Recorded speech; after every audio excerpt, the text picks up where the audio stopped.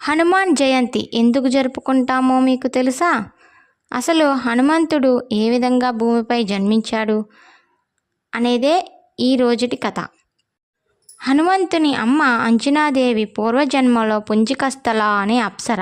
ఒకరోజు ఆమె భూలోకంలో తిరుగుతూ ఉండగా ఒక చెట్టు క్రింద ఒక వానరుడు ధ్యానం చేసి ఉండడం చూసి అతనిని ఆట పట్టిద్దామని అతని పైన రాళ్ళు విసురుతుంది.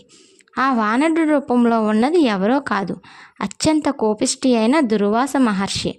నా ధ్యానానికి భంగం కలిగిస్తావా అని కోపంతో, నువ్వు ఒక వానరుడిలాగా మారి భూమి మీద జన్మిస్తావు అని శపిస్తాడు. వెంటనే పుంజికస్థల ఆయన కాళ్ళ మీద పడి క్షమాపణ అడుగుతుంది.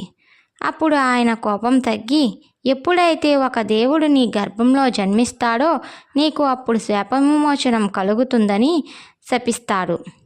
భూమి మీద అంజనాదేవిలాగా ఆమె జన్మించి వానరుల రాజు అయిన కేసరిని పెళ్లి చేసుకుంటుంది.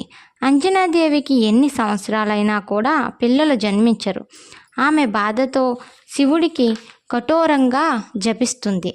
శివుడు ఆమె తపస్సుకు మెచ్చి, నీకు నా అంత గొప్పవాడు జన్మిస్తాడు అని వరం ఇస్తాడు. అదే సమయంలో వశిష్ఠుడు దశరథుడి చేత పుత్రకామేష్టి వ్రతం చేస్తాడు. అతడికి ఆ యజ్ఞం గుండా వచ్చిన పాయసం కూడా దశరథుడికి ఇస్తాడు.